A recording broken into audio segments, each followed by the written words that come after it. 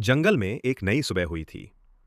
सूरज की हल्की किरणें घने पेड़ों से छनकर जमीन पर पड़ रही थीं।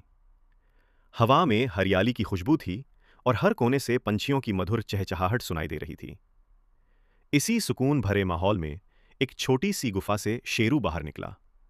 एक चतुर और बहादुर नारंगी रंग की लोमड़ी, जिसके गले में हरा स्कार्फ बंधा था और पीठ पर एक छोटा ब्राउन बैग टंगा हुआ था।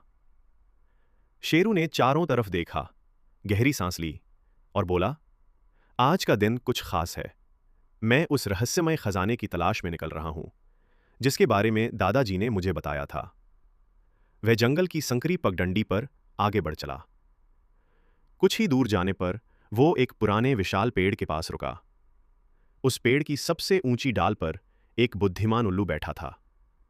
शेरू ने ऊपर देखा और बोला, हे ज्ञानी उल्लू, क्या आप मुझे उस खजाने का रास्ता बता सकते हैं? उल्लू ने मुस्कुराकर उत्तर दिया, यदि तुम्हारा दिल सच्चा है और इरादा मजबूत, तो रास्ता खुद ब खुद खुल जाएगा। शेरू ने सिर हिलाया और आगे बढ़ गया। लेकिन आगे उसका सामना एक खतरनाक दलदल से हुआ। वो अचानक फिसला और उसमें धंसने लगा।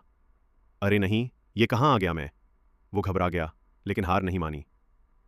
उसने पास की एक बेल को पकड़ा और पूरी ताकत से खींचकर खुद को बाहर निकाला। उसी समय एक मस्तीखोर बंदर झूलता हुआ वहां आया। वो हंसते हुए बोला, तू तो सच में फंस ही गया था, लेकिन तेरा रास्ता तो तेरे ही बैग में है। शेरू को झटका लगा। बैग में? उसने तुरंत अपना ब्राउन बैग खोला। अंदर से एक पुराना चमकता हुआ नक्शा निकला। मुझे तो याद ही नहीं रहा कि मैंने इसे बैग में रखा था। अब उसे दिशा मिल गई थी। वह उसी नक्शे के अनुसार घने जंगल के सबसे पुराने हिस्से की ओर चल पड़ा। लंबा और रोमांच से भरा सफर तय करके वह एक रहस्यमयी गुफा तक पहुंचा। गुफा की दीवारों पर चमकते चिन्ह बने हुए थे। अचानक एक भारी पत्थर सरकने लगा और एक गुप्त दरवाजा खुल गया।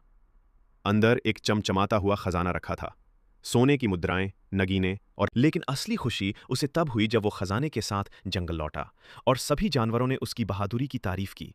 शेरू एक ऊंचे पत्थर पर चढ़ के बोला, खजाना तो मिला, लेकिन असली जीत मेरी हिम्मत, चतुराई और दोस्तों की मदद थी।